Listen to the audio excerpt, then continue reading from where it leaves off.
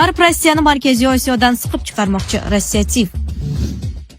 O'zbekistonda o'g'il bolalar ko'p tug'ilmoqdami yoki qizlar? Yangi statistika e'lon qilindi. Tolibonning yangi qonuni dunyoni larzaga soldi. Qizning sukuti rozilik deb talqin qilinadi. Rossiya va Xitoy yangi global o'yin boshlayotgani aytilmoqda. Bekindagi uchrashuvning tafsilotlari ochilmoqda. Dunyo siyosatini biz bilan faol kuzatib borayotgan tomoshabinlarga assalomu alaykum. Videoga like bosing va fikringizni kommentariyada yozib qoldiring. Rossiyadagi vatandoshlarimiz diqqatiga. Siz O'zbekistonga pul yuborishga ortiqcha foizlar yoki kurs pastligidan charchadingizmi? Unda sizlarga eng zo'r kursda yuborish imkonini beradigan Yubor ilovasini tavsiya beraman. Yubor ilovasi orqali yaqinlaringizga nafaqat dollar, balki Uzcard va Humo kartalariga ham so'm yuborishingiz mumkin. Yubor ilovasini Play Market hamda App Store'dan yuklab oling va yaqinlaringizga eng zo'r kursda pul yuboring. G'arb Rossiyani Markaziy Osiyodan siqib chiqarmoqchi. Rossiya TIV. Rossiya tashqi ishlar vaziri o'rinbosari Mikhail Galuzin G'arb davlatlari Rossiyani Markaziy Osiyodan siqib chiqarishga urinayotganini da'vo qildi. Bu haqda u Izvestiya nashriga bergan intervyusida aytgan. Galuzinning so'zlariga ko'ra, AQSh va Yevropa ittifoqi mintaqaning asosiy transport yo'laklari hamda tabiiy resurslari ustidan nazorat o'rnatishga harakat qilmoqda. U ayniqsa Washingtonning noyob yer metallari va muhim minerallar bo'yicha bitimlarini faol kengaytirayotganidan Moskva xavotirda ekanini bildirgan. Uning fikricha, bu Rossiyaning mintaqadagi iqtisodiy va siyosiy ta'sirini zaiflashtirishi mumkin. Bu oddiy iqtisodiy raqobat emas, balki Rossiyani siqib chiqarish va chegaralarimiz yaqinida G'arb nazoratidagi infratuzilmani yaratishga urinishdir degan u. Uning ta'kidlashicha, G'arb davlatlari Markaziy Osiyo mamlakatlariga iqtisodiyotni turli yo'nalishlarda rivojlantirish va tashqi tahdidlardan himoya qilishga qaratilgan tashabbuslarni taklif qilmoqda. Biroq Moskva buni Rossiya bilan tarixiy aloqalarni zaiflashtirishga qaratilgan siyosat sifatida baholamoqda. Shuni ta'kidlamoqchimanki, na Rossiya, na Markaziy Osiyodagi tarixiy do'stlarimiz va strategik hamkorlarimiz bunday ssenariylardan manfaatdor. Mintaqa davlatlari o'zga kuchlarning siyosiy o'yinida piyoda bo'lishni istamaydi. Biz umumiy manfaatlarimizni himoya qilish hamda Yevrosiyo integratsion hamkorlikni rivojlantirish bo'yicha ishlashda davom etamiz, dedi u. O'zbekistonda o'g'il bolalar ko'p tug'ilmoqdami yoki qizlar? Yangi statistika e'lon qilindi. O'zbekistonda 2026-yilning yanvar-mart oylarida 191 mingdan ortiq tirik tug'ilish holati qayd etildi. Bu haqda Milliy statistika qo'mitasi xabar berdi. Ma'lum qilinishicha, hisobot davrida jami 191,086 ta tirik tug'ilish ro'yxatga olingan. Shundan o'g'il bolalar 98,5 ming nafarni, qiz bolalar 92,6 ming nafarni tashkil etgan. Tug'ilishlarning hududlar kesimidagi taqsimotiga ko'ra, shahar joylarda 93,7 ming nafar, qishloq joylarda esa 97,4 ming nafar chaqaloq tug'ilgan. Tolibonning yangi qonuni dunyoni larzaga soldi. Qizning sukuti rozilik deb talqin qilinadi. Afg'onistonda Tolibon muvaqqat hukumati nikoh va oilaviy munosabatlarga oid yangi qonunni qabul qildi. Hujjatdagi eng bahsli bandga ko'ra, balog'at yoshiga yetgan bokira qizning sukut saqlashi nikohga rozilik sifatida talqin qilinadi. Bu haqda France Post xabar berdi. Er-xotinlar o'rtasidagi ajrashish tamoyillari deb nomlangan 31 banddan iborat nizom Tolibon oliy yetakchisi Haybatulloh Oxunzoda tomonidan tasdiqlangan. Qonun voyaga yetmaganlar nikohi, bedarak yo'qolgan turmush o'rtoqlar, zinoda ayblash va majburiy ajrashish bilan bog'liq masalalarni o'z ichiga oladi. Shuningdek, qonunda bolaligida turmushga chiqarilgan shaxs voyaga yetgach nikohni bekor qilishi mumkinligi ham qayd etilgan.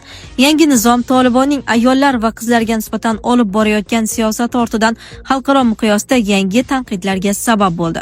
Inson huquqlari himoyachilari bolalar nikohida haqiqiy rozilik bo'lishi mumkin emasligini ta'kidlamoqda.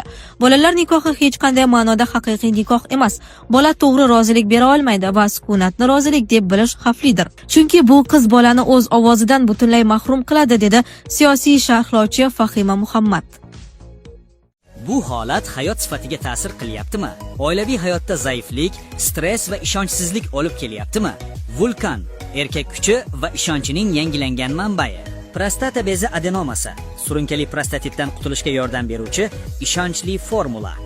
Atigi 5-7 kun ichida natijasini sezasiz. O'zingizni yengil va ishonchli his eting. Vulkan, siz izlagan tabiiy yechim. Rossiya va Xitoy yangi global o'yin boshlayotgani aytilmoqda. Pekindagi uchrashuvning tafsilotlari ochilmoqda. 20-may kuni Pekindagi xalq yig'inlari maydonida boshlangan rasmiy uchrashuvlar Si xuddi shu joyda Donald Trampni qabul qilganidan bir necha kun o'tib deyarli bir xil formatda yuz bermoqda. Xitoy va Rossiya yetakchilari o'rtasidagi muzokaralar dastlab nozik masalalarni muhokama qilish uchun tor doiradagi uchrashuv bilan boshlandi. So'ngra har ikki yetakchi o'z delegatsiyalari bilan keng doiradagi uchrashuv o'tkazdi. Putin esa o'z nutqida ikki davlat o'rtasidagi iqtisodiy munosabatlar yaxshi o'sish sur'atini ko'rsatayotganini aytdi. Moskva va Pekin o'rtasidagi munosabatlar misli ko'rilmagan darajada yuqori darajaga yetdi, dedi Putin. TASS xabariga ko'ra, u so'nggi 25 yil ichida Rossiya va Xitoy o'rtasidagi tovar ayirboshlash hajmi 30 baravardan ko'proq oshganini qayd etgan. Shuningdek, Kreml rahbari Yaqin Sharqda davom etayotgan inqiroz sharoitida Rossiya ishonchli energiya yetkazib beruvchi bo'lib qolayotganini ta'kidladi.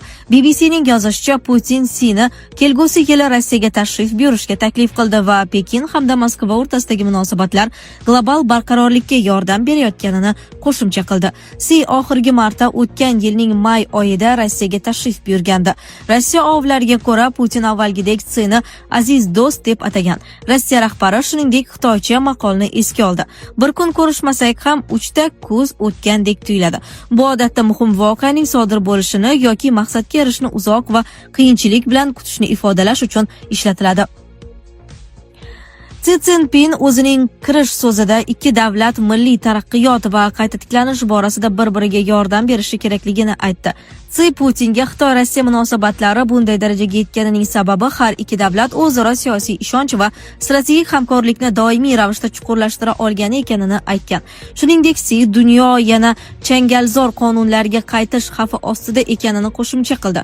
Hozirgi xalqaro vaziyat murakkab va beqaror. Bir tomonlama gegemonlik avj olmoqda. BMT Xavfsizlik kengashining doimiy a'zolar va muhim dunyo kuchlari sifatida Xitoy va Rossiya uzoq muddatli strategik qarashni qabul qilishi hamda yanada adolatli va teng huquqli global boshqaruv tizimini yaratish uchun hamkorlik qilishi kerak, deya Sining so'zlarini keltirmoqda BBC nashri. Xitoy davlat ovlariga ko'ra, Si Szinpinning Yaqin Sharqdagi vaziyat hal qiluvchi pallada ekanini va hozirda urushdan tinchlikka o'tish davrini boshdan kechirayotganini aytgan. Shuningdek, Xitoy yetakchisi harbiy harakatlarni to'xtatish shart ekanini va mojaroning qayta tiklanishi qabul qilib bo'lmasligini qo'shimcha qildi.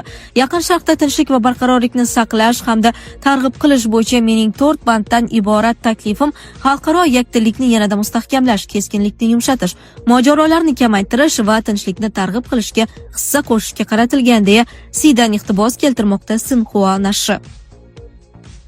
Si o'tgan oyda 4 banddan iborat taklifni Abu Dabi valiahd shahzodasi bilan uchrashuvda ham ilgari surgandi. BBC tahlilchisi Vitaliy Shevchenkoga ko'ra, Xitoy pullari va texnologiyalarisiz Putinning Ukrainaga qarshi urushi allaqachon tugagan bo'lishi mumkin edi. Chunki Xitoy Rossiyaning eng yirik savdo hamkori bo'lib, u Rossiya neft eksportining deyarli yarmini sotib olmoqda. Kreml elitasi uchun esa Rossiya iqtisodiyotini saqlab qolish, urushni davom ettirish va hokimiyatda qolish uchun aynan shu pullar kerak. Ukrainadagi urush tufayli g'arb ishlab chiqaruvchilari Rossiyani tark etganidan keyin ularning o'rnini Xitoyning iste'mol tovarlari, masalan, avtomobillar egallamoqda. Xitoy urushni ochiqchasiga qo'llab-quvvatlamagan bo'lsa-da, uni to'xtatish uchun o'z qo'lidagi ta'sir rishtalaridan foydalangani ham yo'q. Uchrashuvda doimgidek Rossiya va Xitoy munosabatlari misli ko'rilmagan darajada yuqori darajaga yetgani ta'kidlandi. Odatda bu tashabbus har doim Rossiya tomonidan yangraydi. Ikki tomonlama savdo hajmi rekord darajaga yetgani haqiqat. Ammo diplomatik til masalasiga kelganda xitoyliklar ehtiyotkorroq, hatto nozikroq yondashadi. Si o'z hamkasbini eski do'st deb ataydi va ularning aloqalarini mustahkam va og'ishmaydigan deb ta'riflagan. Xitoy yetakchisi odatda puxta tayyorlangan ssenariyga amal qiladi va munosabatlar haqida balandparvoz ritorikadan foydalanishdan ko'ra ustunlikni o'z qo'lida ushlab turishni afzal ko'radi. Sizlarga yetkazmoqchi bo'lganlarimiz shulardan iborat edi. Dunyo yangiliklaridan uzoqlashmang.